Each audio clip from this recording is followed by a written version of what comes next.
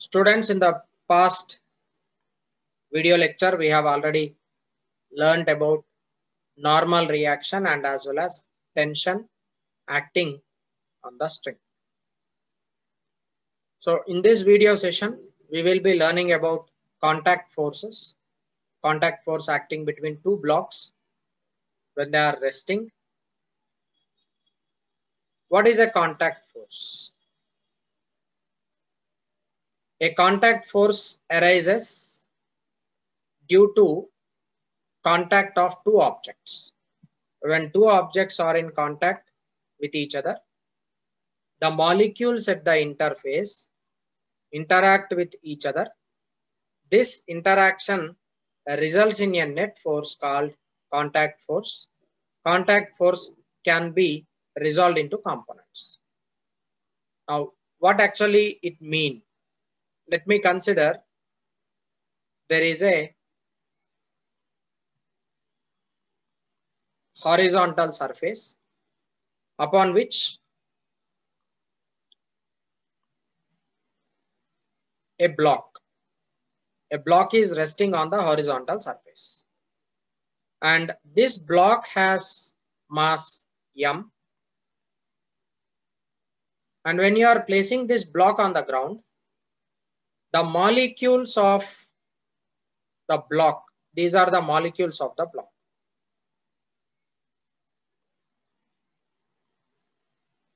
and likewise there will be molecules for the contact which is treated to be as ground.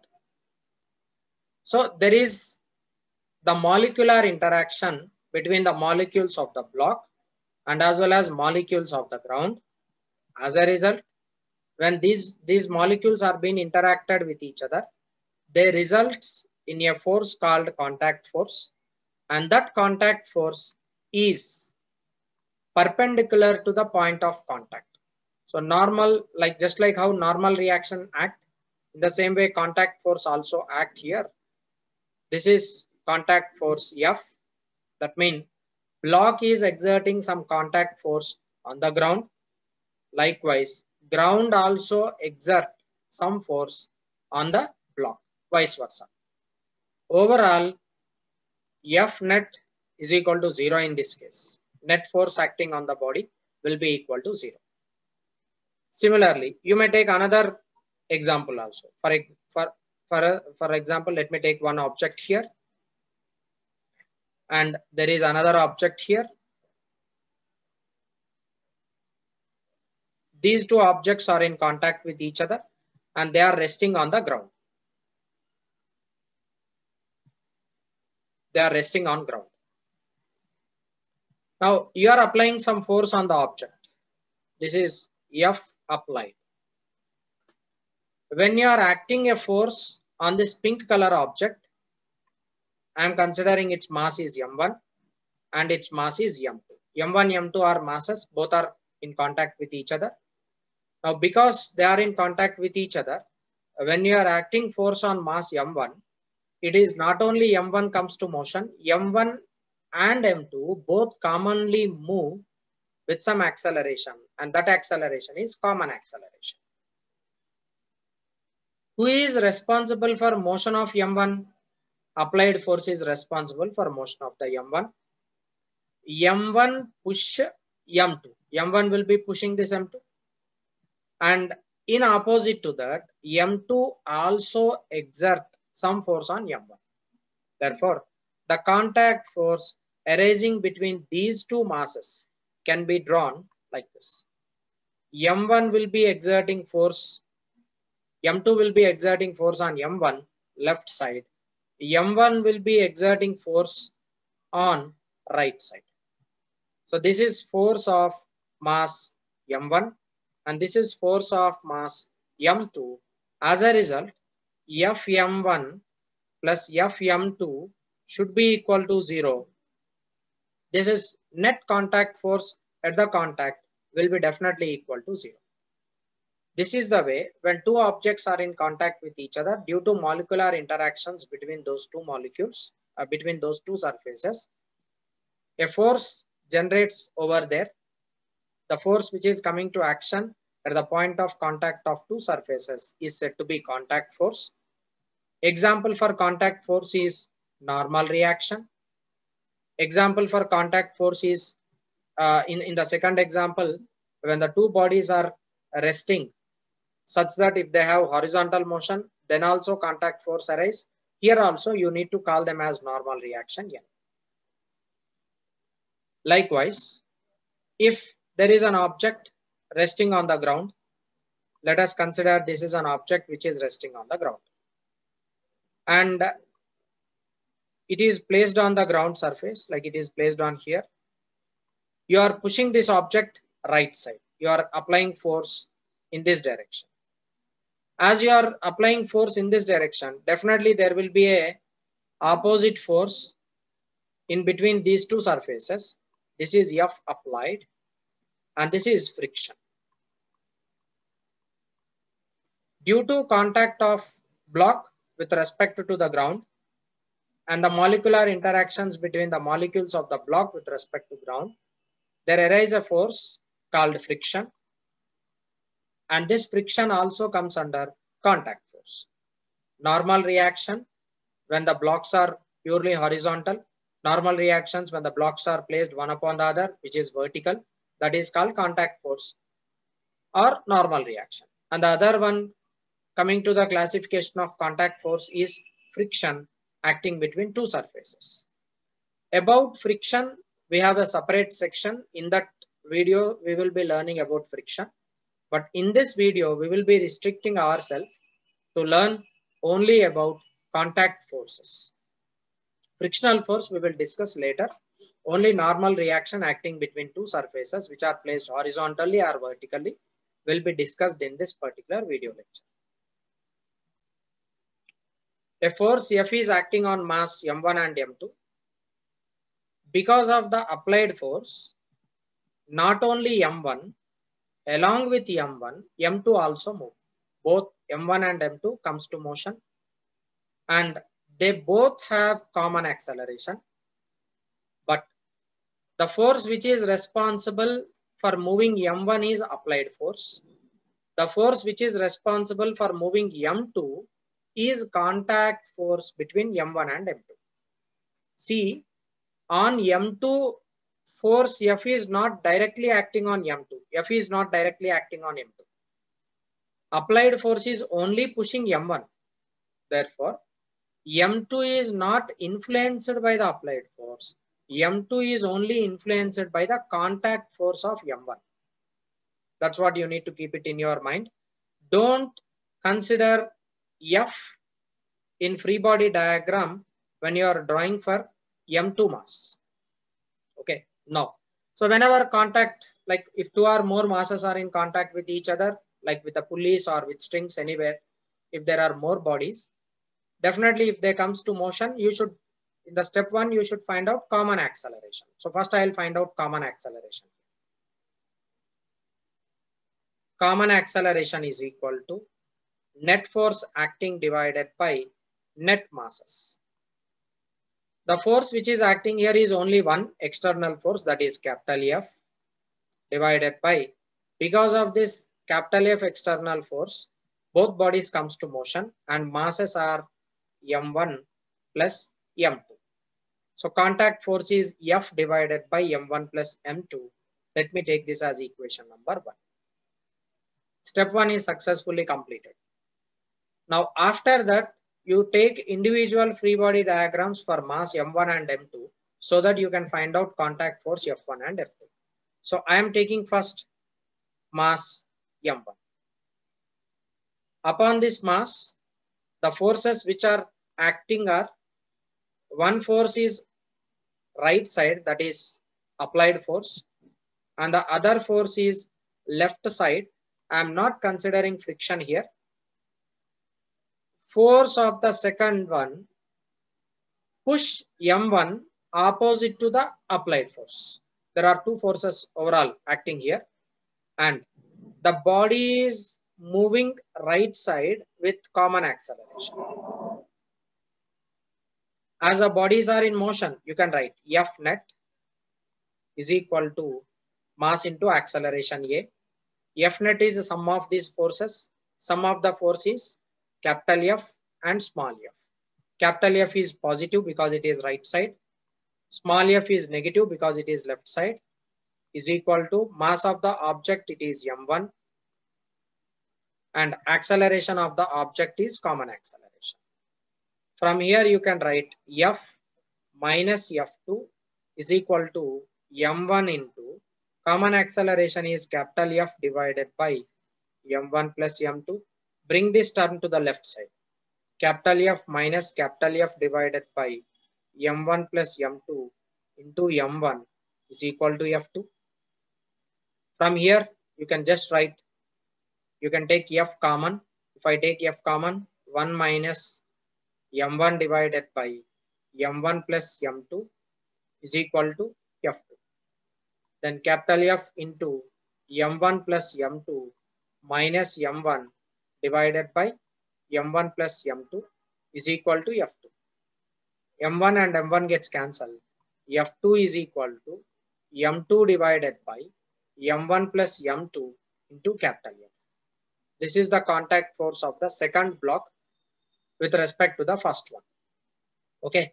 So in order to find out contact force of the block M1, you just close this M1. What is left over? You have mass M2. Numerator, you just take that mass M2 divided by total mass of the system. Total mass of the system is M1 plus M2 multiplied with the external force F. Right? This is for first body. Now let us take second free body diagram. Second mass M2, upon this second mass M2, there is only for mass M2. For mass M2, there is only one force acting, that is F1. First mass push second mass M2. Therefore, it gets some acceleration AC. So I can now write F1 is equal to mass M2 into AC. F1 is equal to M2 into AC can be written as contact acceleration is F divided by M1 plus M2. Therefore, contact force F1 is equal to M2 divided by M1 plus M2 into F. This is contact force F1. See, check it up. This is equation number 2 and this is equation number 3. From 2 and 3, it is clear that magnitude of F1 is equal to magnitude of F2, but directions are opposite.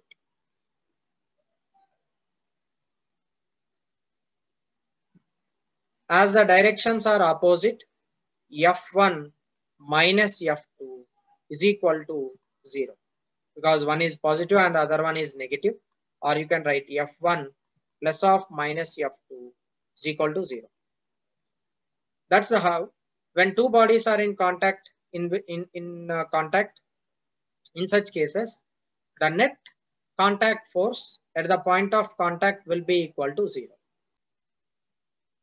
So between this first two masses, M1 will push M2 right side. So there is a contact force F1. M2 will push M1 left side in order to avoid motion because of the applied force. So F1 will be acting in leftward direction. Likewise, you have M2 and M3, both are in contact with each other.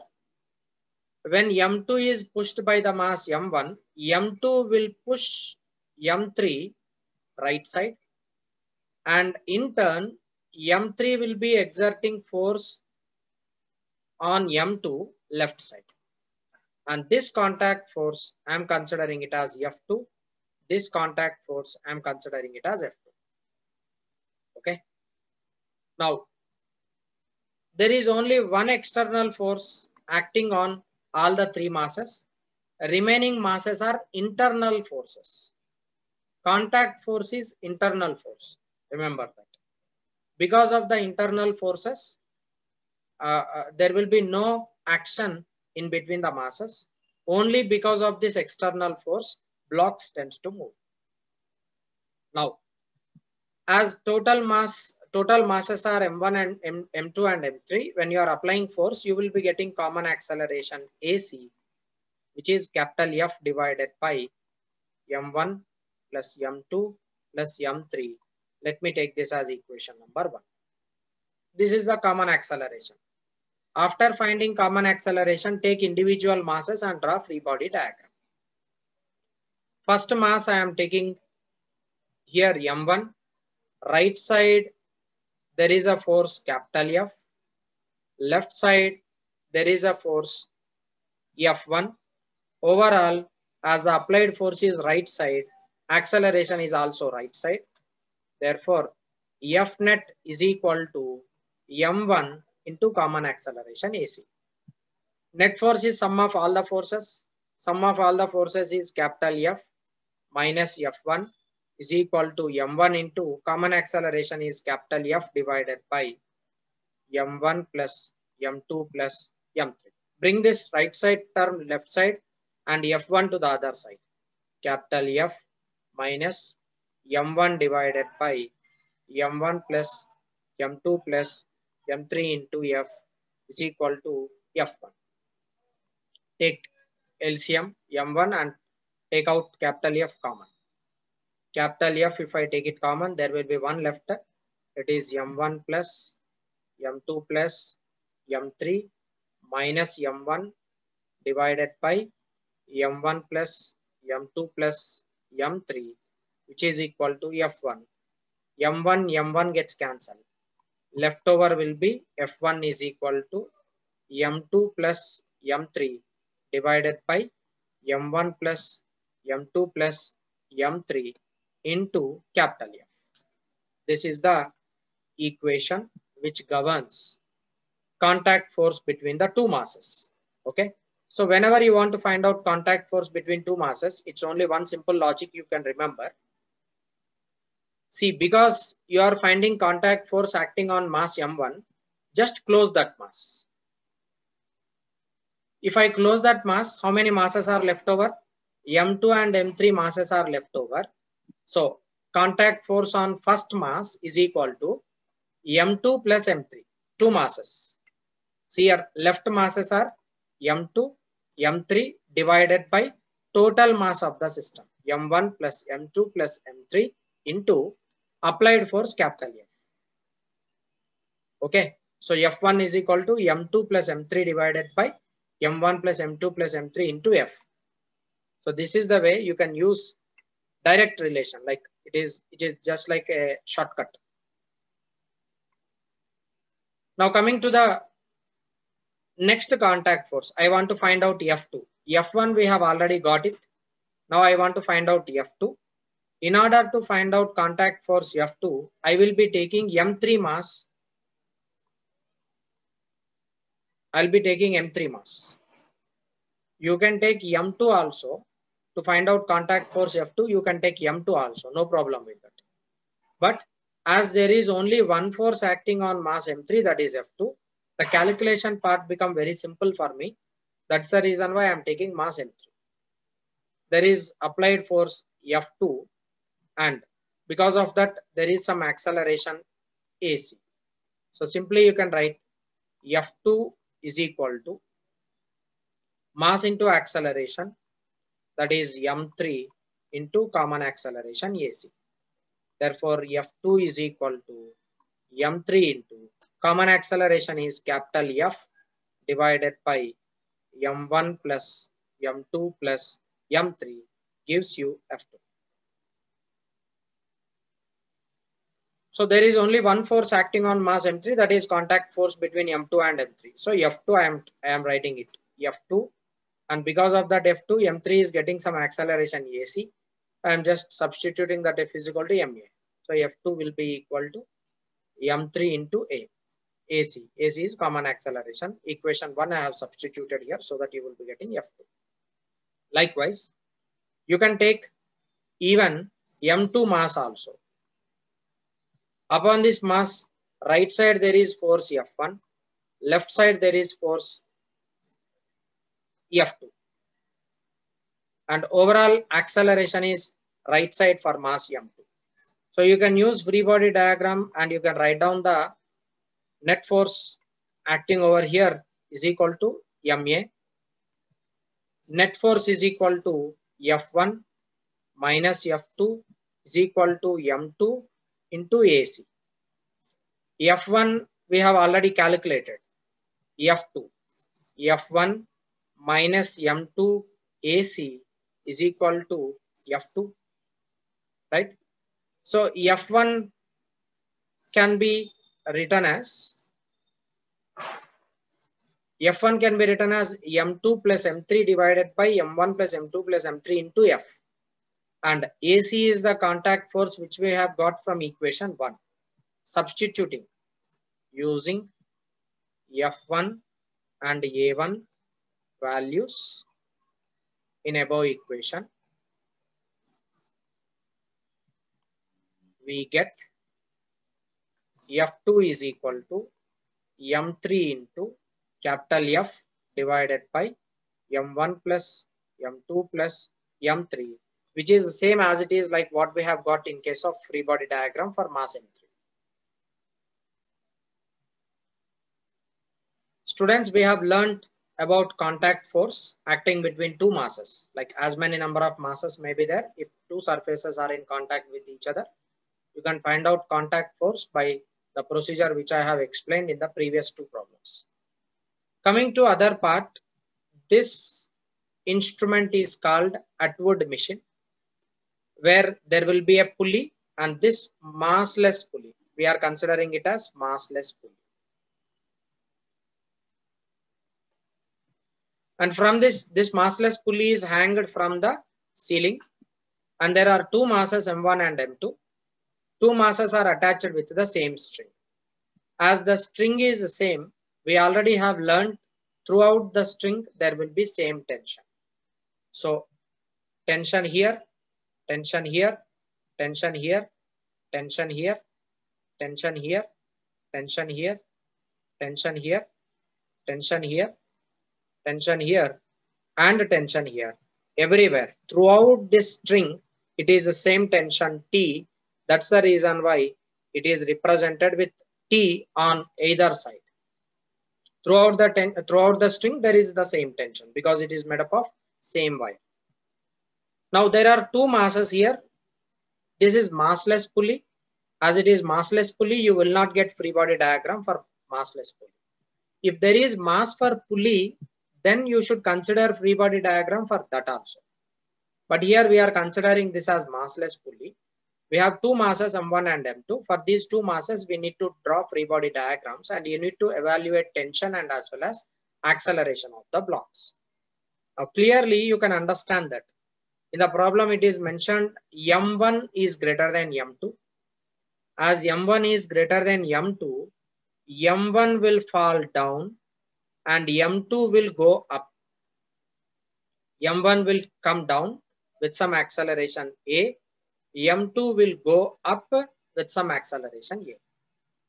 So if one body comes down, definitely the other one should go up because both are attached with the same string. So M1 is coming down with what acceleration it comes, that will be pulling M2 in upward direction because M1 mass is greater. Suppose if M2 is greater, M2 comes down, M1 goes up, vice versa. Now let us draw a free body diagram for these masses. I am drawing free body diagrams there itself in the figure itself. There is gravitational force acting on mass M1, that is in downward direction, and likewise there is tension acting in upward direction, and that tension is denoted with red ink. Likewise here there will be tension in upward direction. Same way there is downward force which is gravitational force acting here. Gravitational force is M2 into G. Gravitational force here is M1 into G. Overall the bodies are in motion and net acceleration we are considering it as A. Now let us take m1 mass and plot free body diagram. So from free body diagram of mass m1. Now let us take m1 and write down free body diagram for this m1. Upward force take it as positive, downward force take it as negative. Upward force is tension T minus downward force is m1 into G is equal to m1 is mass into acceleration is A. This gives you T is equal to m1G plus m1A. Let me take this as equation number 1. Now let us take other free body diagram. From free body diagram of mass m2, we can write on this m2, upward force is tension T minus downward force is m2G is equal to mass is m2 and acceleration is upward. You should take it as minus A, because for mass m1 acceleration is downward, you are taking positive.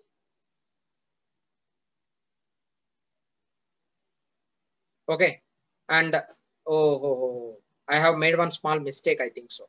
Upward forces we are considering positive, downward forces we are taking negative. So I have made one small mistake here. In this case, you should take it as minus m1 into A. This gives you m1G minus m1A. I'm sorry. Next here, acceleration is upward, so it is plus A only. So tension T will be equal to m2G plus m2A. That is equation number 2. This is equation number 1. Now, equation 1 left hand side, equation 2 left hand side, both are same. Therefore, I can equate 1 with 2. Equation 1 with 2, if I equate, I can write it as m1G minus m1A is equal to m2G plus m2A. Bring A terms to one side, G terms to one side. m1G minus m2G is equal to m2A plus m1A. From here, m1 minus m2 divided by m1 plus m2 is equal to acceleration A. This is what we have got for A. Solving equation 1 and 2, we have got acceleration value. So acceleration is equal to difference of the masses divided by total mass. That is differences of mass divided by total mass into acceleration due to gravity. Into acceleration due to gravity gives you acceleration of those two blocks. As m1 is greater than m2, you are getting here m1 minus m2. Suppose if m2 is greater than m1, in such case, you will be writing m2 minus m1 divided by m1 plus m2 into G. That will be equation for acceleration. So we have got A value. Now it is time to find out tension in the string. Take any one equation, either equation 1 or equation 2. Substitute A in equation 1 using A in equation 1. This is equation 1. So T is equal to m1G minus m1 into acceleration is m1 minus m2 into G divided by m1 plus m2 into that's it. So you can take m1 common from here and G also common from here. This will be 1 minus m1 minus m2 divided by m1 plus m2. This is T equal to m1 into G, m1 plus m2 minus m1 plus m2 divided by m1 plus m2. And this m1 gets cancelled. Left will be 2 times m2. So therefore, you can write tension T is equal to 2 times M1 M2 into G divided by M1 plus M2. This is the final equation for tension. So 2 into product of the masses divided by sum of the masses into acceleration due to gravity gives you tension in the string.